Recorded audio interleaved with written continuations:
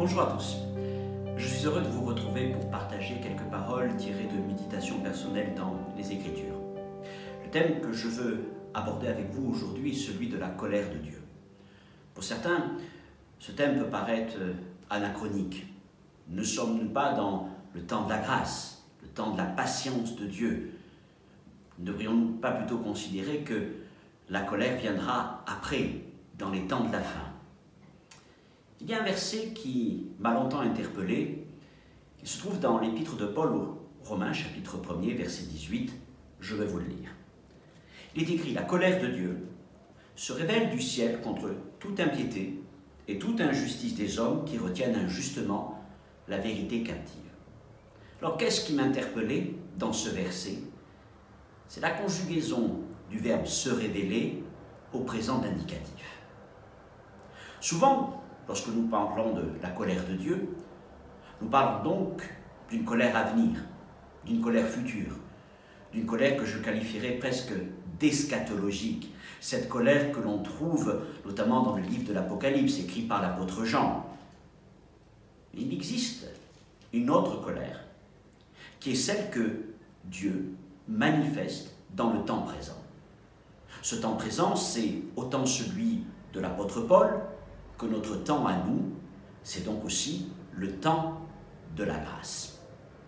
D'une manière intéressante, le verbe « se révéler » se retrouve aussi dans le verset qui précède, le verset 17. Il est question là de la révélation de la justice de Dieu à travers l'Évangile. Je lis le verset.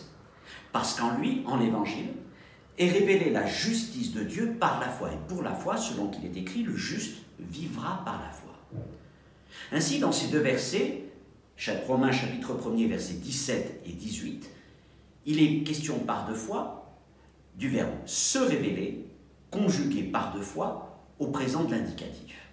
Et donc, autant nous croyons que la justice de Dieu manifestée dans l'Évangile, dans la grâce en Jésus-Christ, se révèle aujourd'hui, eh bien, pareillement, nous devons croire que la colère de Dieu continue de se révéler contre les hommes qui retiennent injustement la vérité captive et qui vivent dans le péché.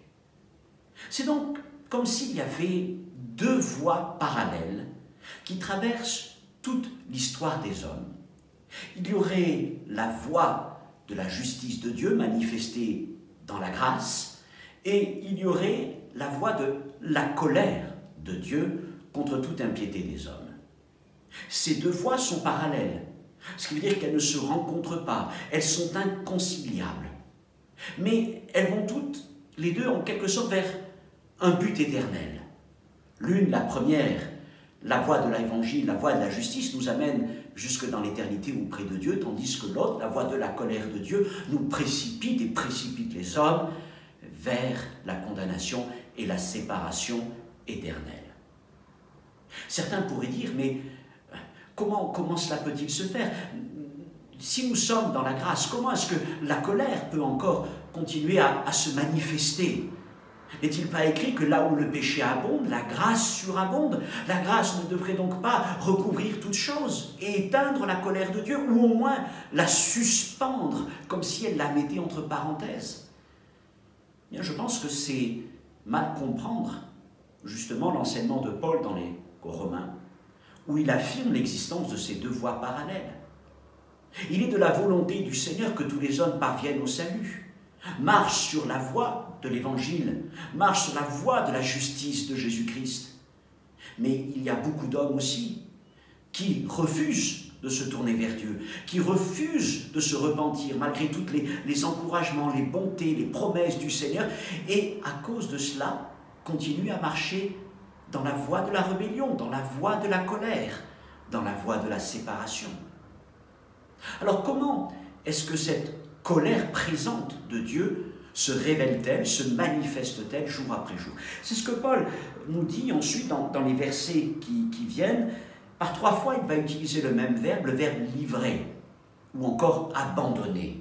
Verset 24, c'est pourquoi Dieu les a livrés à l'impureté. Qui a-t-il livré? Eh bien, ces hommes qui retiennent injustement la vérité captive. Verset 24, donc il les livre à l'impureté. Verset 26, c'est pourquoi Dieu les a livrés à des passions infâmes Et verset 28, comme ils ne se sont pas souciés de connaître Dieu, Dieu les a livrés à leur sens réprouvés pour commettre des choses indignes. Ceux qui refusent de se tourner vers le Seigneur, Dieu les livre. Dieu les abandonne. À quoi? À leur péché. Et plus ils avancent dans le péché, plus Dieu les abandonne à leur sens réprouvé, à toutes les choses infâmes qu'ils commettent. Et plus ils avancent ainsi dans l'injustice et dans la rébellion contre Dieu. Le fait pour Dieu de livrer les hommes au péché, c'est déjà manifester sa colère. Parce que le salaire du péché, c'est la séparation de Dieu, c'est la mort, c'est se mettre sous le joug de Satan. Mais il n'est pas de la volonté du Seigneur d'abandonner les hommes. Autant va-t-il livrer les injustes, autant son désir demeure de les délivrer. Les a-t-il livrés? Mais voilà qu'il veut les délivrer. Il veut les délivrer de leurs péchés, les délivrer de leurs passions, les délivrer de toutes ces choses dans lesquelles ils se sont enfermés eux-mêmes. Et pour cela, il manifeste jour après jour sa grâce.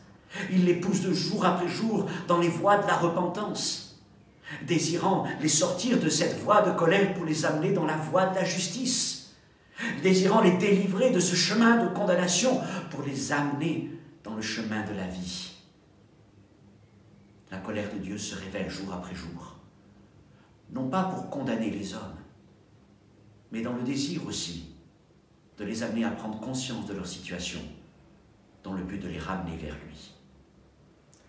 N'en doutons pas, la colère de Dieu contre l'impiété des hommes se manifeste encore aujourd'hui.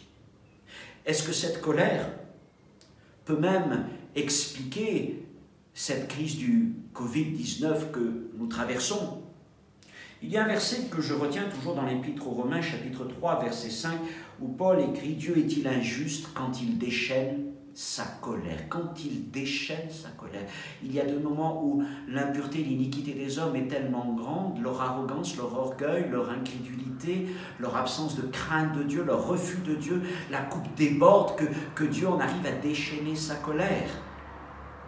Sommes-nous dans un temps de déchaînement de la colère de Dieu? À nous de juger, à nous d'évaluer les choses devant notre Seigneur.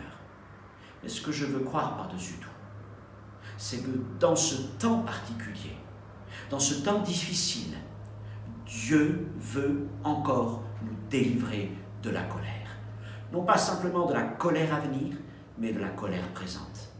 Il veut encore vous appeler, vous, qui ne le connaissez pas, à revenir vers lui. Il vous pousse à la repentance à travers les événements que nous rencontrons.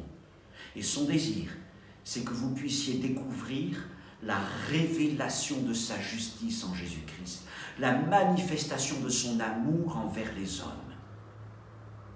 Vous marchez depuis longtemps dans ce chemin de colère et de perdition, mais Dieu vous aime. Et son désir n'est pas de vous livrer de plus en plus à votre péché, mais de vous en délivrer et de vous ramener sur la voie de la justice. Il y a donc deux voies incompatibles, éternelles. Sur laquelle marcherez-vous? La voie de la justice ou la voie de la colère? Choisissez et laissez Dieu vous conduire là où il veut vous mener, vers la vie éternelle. Que Dieu vous bénisse et vous encourage. À une prochaine fois, Dieu voulant.